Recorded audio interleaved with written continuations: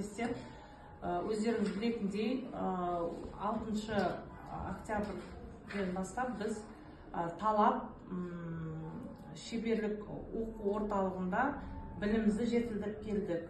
Біздің 2 апталық оқуымызда скаффолд құзыреттілікке бағытталған оқу сабақтарын әзірлеуге арналған карточкалар жиынтығымен жұмыс жасадық. Бұл скаффолд карточкалары Европадан келген жұмыс әдістеме, жұмыс құралы болып есептелінеді. Бұл не үшін қажет, қай кезде қолданамыз деген сұрақтар болды.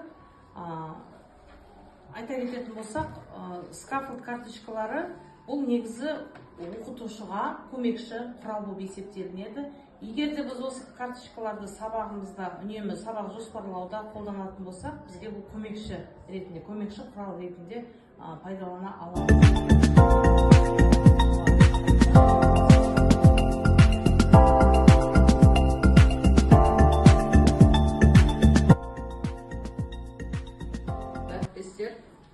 Біз 6 қазан мен 15 қазан аралығында скаффолд курсынан өттік.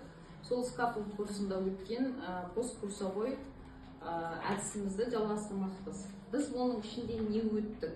Әріптесім барлығын сіздерге түсіндірді. Енді мен бұл кісі теория жүзінде түсіндірсе, енді мен практика жүзінде ол практикаларды сабақ жоспарында қалай қолданғанымды көрсеткім келіп тұр.